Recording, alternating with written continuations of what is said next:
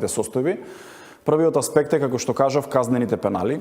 Вториот аспект е урбанизацијата и новиот закон за урбанистичко планирање, кој што ќе даде можност за урбанизирање на средините, за поголема капацитетност на општините да можат брзо да носат урбанистички планови, а при тоа да ги одвраќаме луѓето да влегуваат во вакви постапки на бесправно изградени објекти. И третиот и многу важен, за мене можеби најважен аспект е билдањето на капацитетите на инспекцијските служби.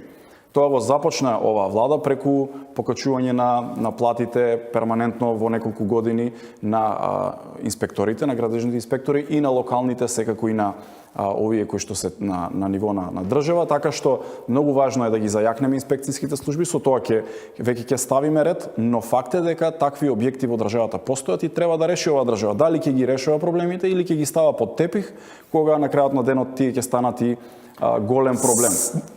Нема да кажам истина, слични пораки слушавме и кога се носеше претходниот закон, дека се носи сега еднаш и крај, понатаму нема да има такви појави. Сега слични образложенија слушаме.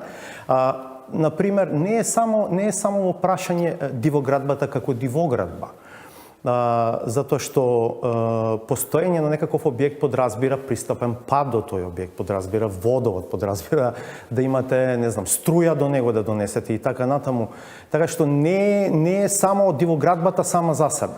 Апсолутно, јас и бев градоначалник и ги знам сите тие состојби. Кога се става во правна рамка или се легализира еден објект за 1 евро од метар квадратен и тогаш имате објекти кои што се легализираат за 100 евра, 150 евра, ако тоа се објекти од 100-150 метри квадратни, тогаш општината не прибира воопшто средства за да може да ги реализира сите овие инфраструктурни прашања, а проблемите после тоа надоаѓаат. И доаѓаат граѓаните и прашуваат кога ќе ми изградите улицата, водоводот, канализацијата. И тој проблем со новиот закон го отклонуваме заради тоа што ќе се платат повеќе од средствата кои што се плаќаат за редовни комунали и со тоа општината ќе си ја земе и обврската да ја изгради потребната инфраструктура. Инаку во овој закон, со овој закон ние сакаме да решиме и национални прашања. Вие знаете дека во минатиот период по првиот закон за бесправно изградени објекти се решија голем број на национални прашања, општински објекти, државни проекти кои што биле изградени во некое време под сите редовни постапки и услови, но во тоа време не постоел катастар, не постоеле овие закони,